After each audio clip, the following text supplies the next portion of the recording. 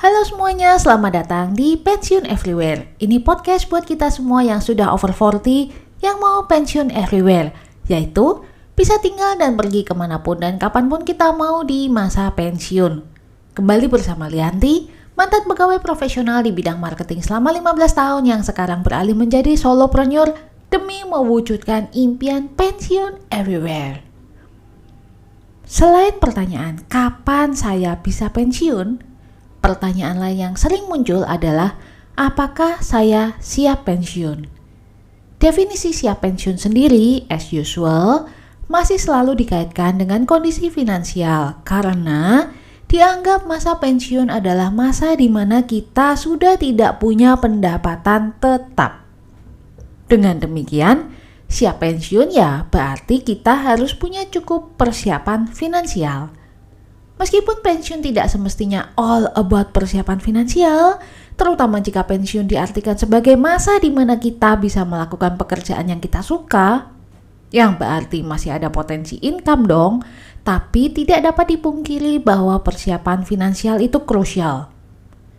Kondisi secara general dalam kacamata finansial, yang paling pertama agar kita siap pensiun adalah kita sudah tidak punya cicilan hutang, entah itu KPR, kredit kepemilikan apartemen, kredit kepemilikan mobil, motor, dan cicilan lainnya termasuk cicilan kartu kredit. Punya cicilan yang masih harus dibayar tiap bulan saat pensiun itu sungguh memberatkan. Pendapatan di masa pensiun bisa jadi lebih rendah ketimbang ketika kita masih kerja secara aktif full time. Dan juga bisa jadi pendapatan di masa pensiun itu lebih tidak menentu. Itu sebabnya debt free atau nggak punya cicilan menjadi syarat pertama untuk kita bisa siap pensiun. Kalau kondisi debt free ini terpenuhi, maka inilah 3 langkah yang menentukan apakah kita siap pensiun atau tidak.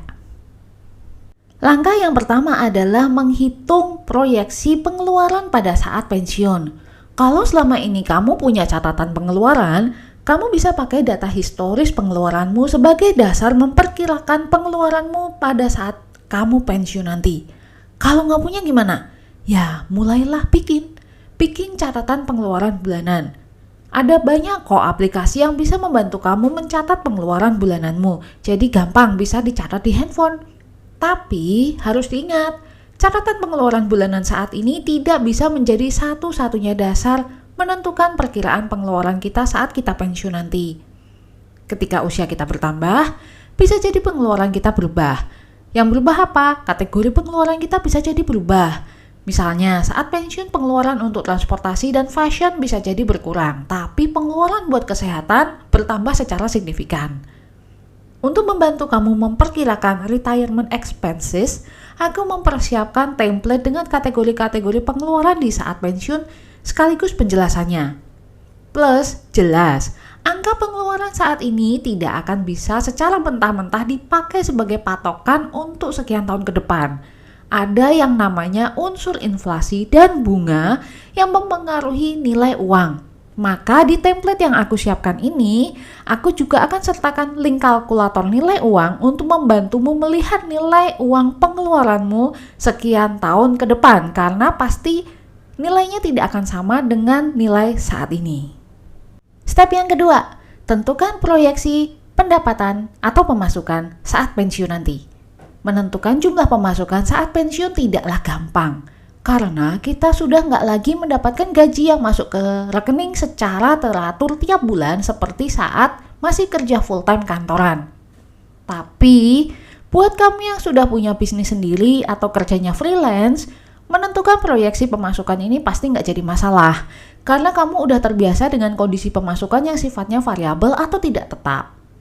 Di saat pensiun, setidaknya ada sejumlah opsi sumber income seperti pendapatan dari hasil investasi, seperti misalnya investasi pasar modal termasuk diantaranya bunga obligasi, atau juga hasil dari investasi di aset fisik, seperti misalnya kamu punya properti atau kondotel atau kendaraan yang direntalkan, itu kan berarti jadi sumber income. Bisa juga proyeksi pendapatan dari bisnis, misalnya kamu punya bisnis franchise. Kalau kamu berpikir untuk tetap punya pekerjaan sampingan yang terus kamu jalankan saat pensiun, termasuk jadi freelancer atau jadi pekerja kontrak, maka gaji yang kamu dapatkan atau income yang akan kamu dapatkan juga masuk ke dalam proyeksi pendapatan. Langkah yang ketiga, bandingkan proyeksi antara keduanya. Di langkah terakhir ini, kita bandingkan antara proyeksi pengeluaran dan proyeksi pemasukan. Kalau proyeksi pendapatanmu lebih besar daripada proyeksi pengeluaran, selamat, kamu udah siap pensiun.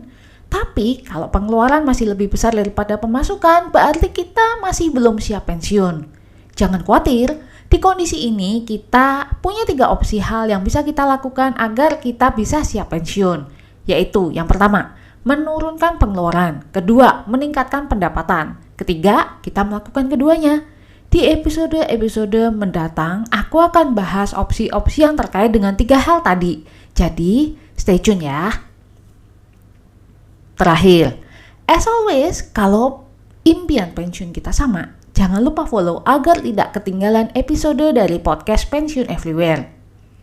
Kalau kamu belum menentukan pensiun impianmu itu yang seperti apa, temukan link jurnal skenario pensiun di deskripsi. Jurnal skenario pensiun ini aku desain untuk membantu kamu menemukan pensiun impianmu dan step by step memandu sekaligus memotivasi kamu untuk mempersiapkan masa pensiunmu.